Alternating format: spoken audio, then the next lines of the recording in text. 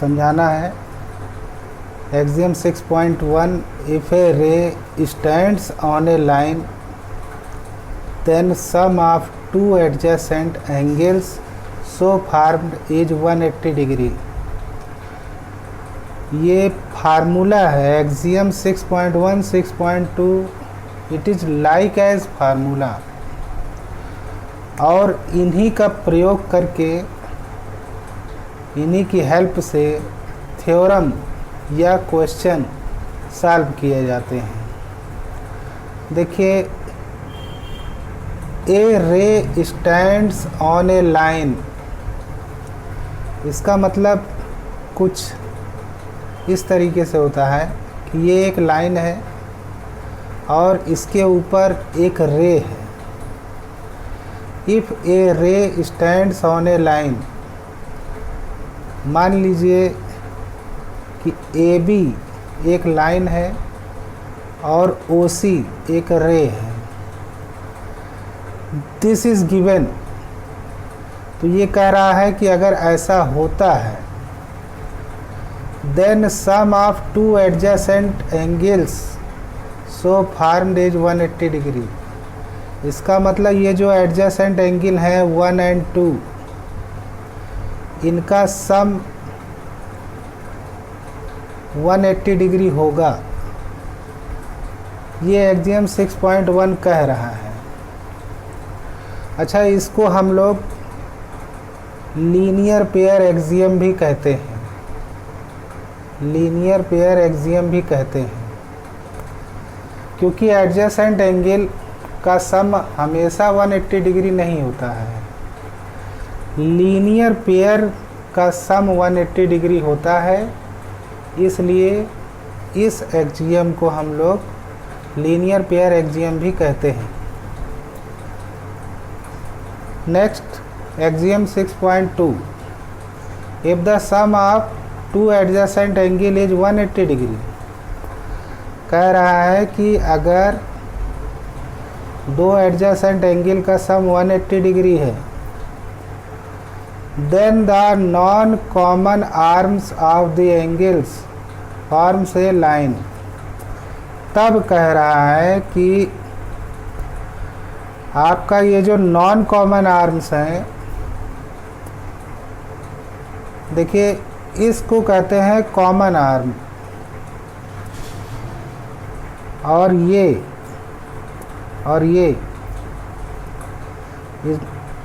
इस आर्म को और इस आर्म को कहते हैं नॉन कॉमन आर्म। अगर ये एंगल 1 और एंगल 2 का सम 180 है, तो ये जो नॉन कॉमन आर्म है, मान लीजिए ये OA है और ये मान लीजिए OB है, तो ये AOB क्या होगा? AOB is a line. ये एक्सियम 6.1 का जस्ट अपोजिट है, इसलिए इस एक्सियम को हम लोग converse of linear pair axiom भी कहते हैं। इस एक्सियम को हम लोग converse of linear pair axiom कहते हैं, और जो एक्सियम 6.1 है इसको हम लोग लीनियर पेयर एक्सियम कहते हैं। इन्हीं दोनों एक्सियम की सहायता से हम लोग थ्योरम लगाना चालू करते हैं। Theorem 6.1, theorem 6.1, if two lines intersect each other then vertically opposite angles are equal। देखिए यहाँ पर पेयर ऑफ होगा, यहाँ बीच में पेयर ऑफ, बुक में नहीं दिया है, लेकिन पेयर ऑफ होना चाहिए। क्यों? क्योंकि मैंने आपको वर्टिकली अपोजिट एंगल जब समझाया था तो मैंने कहा था कि उसमें आपको पेयर मिलेगा, आगे पीछे के एंगल बराबर होते हैं और ऊपर नीचे के एंगल बराबर होते हैं। देखिए हमने एक फिगर बनाया जिसमें इंटरसेक्टिंग लाइंस ले ली।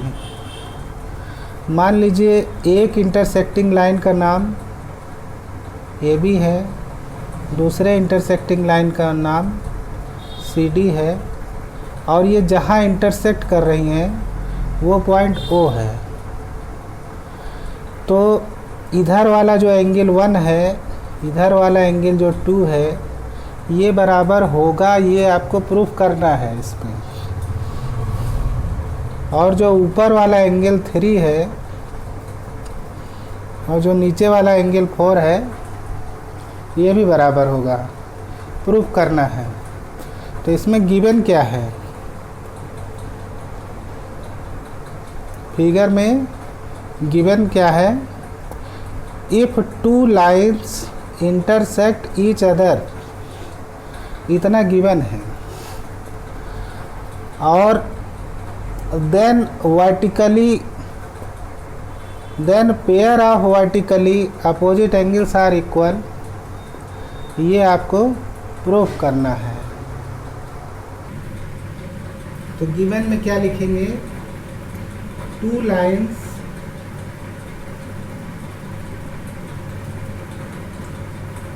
अच्छा, फिगर में दो लाइन कौन कौन सी है?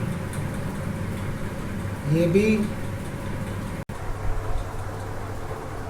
Two lines AB and CD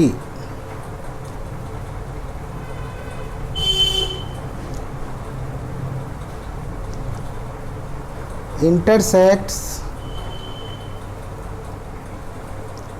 each other।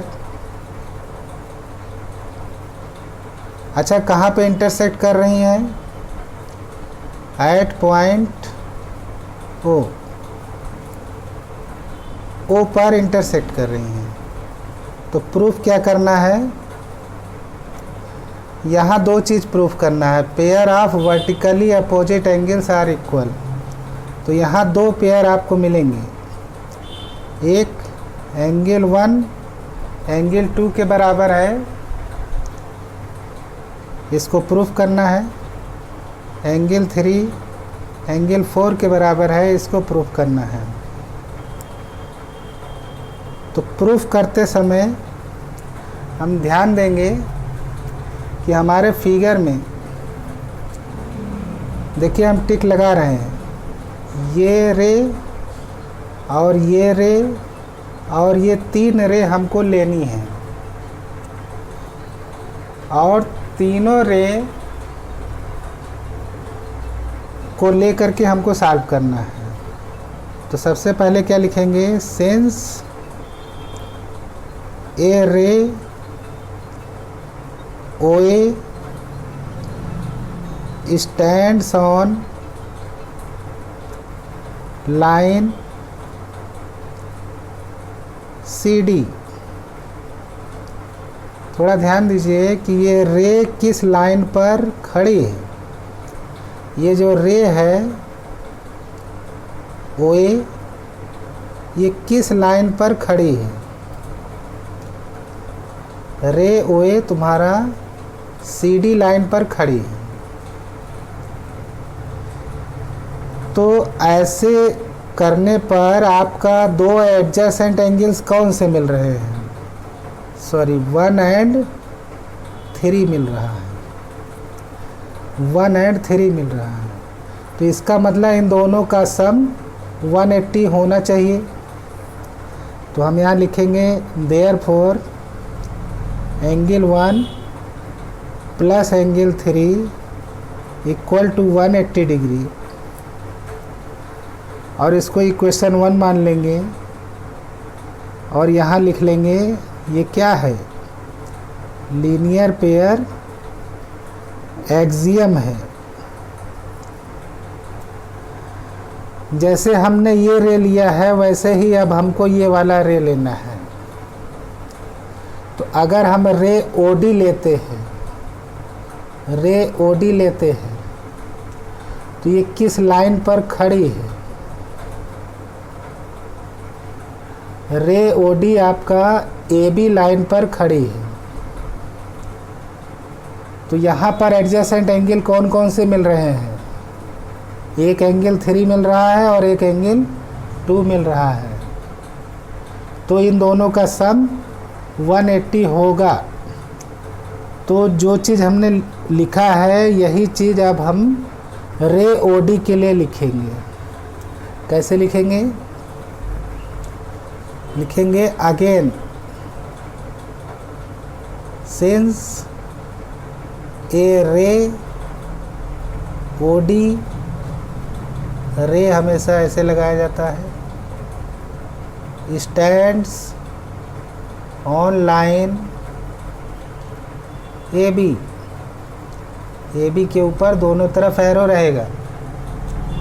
अगर ऐसा है तो अभी हमने देखिए बताया कि ये अगर रे ओडी ए बी पर खड़ी है तो एंगल 3 प्लस एंगल 2 का सम 180 डिग्री होगा।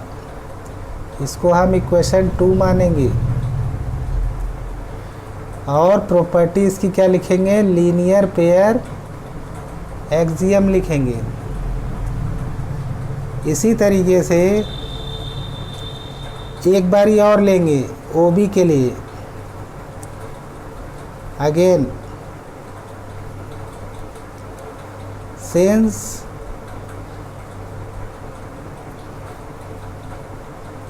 ए ray O B stands on line. अब थोड़ा सोचिए कि ये रे ओ बी किस लाइन पर स्टैंड कर रही है? तो ये सी डी पर स्टैंड कर रही है।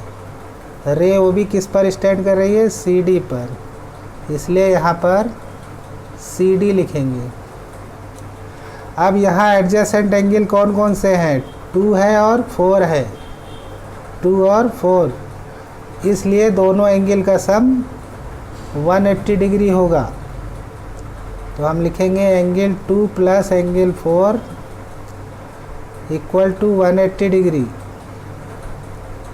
इसको इक्वेशन 3 मान लेंगे और इसमें प्रॉपर्टी क्या लग जाएगी? Linear pair axiom. क्योंकि अभी तक हम लोग एक्सियम ही पढ़े हैं और मैंने आपको बताया कि एक्सियम क्या होता है? फार्मूला होता है जिसकी मदद से हम लोग थ्योरम सॉल्व करते हैं। अब यहाँ पर आपको 3 इक्वेशन मिली, इक्वेशन 1, 2, 3।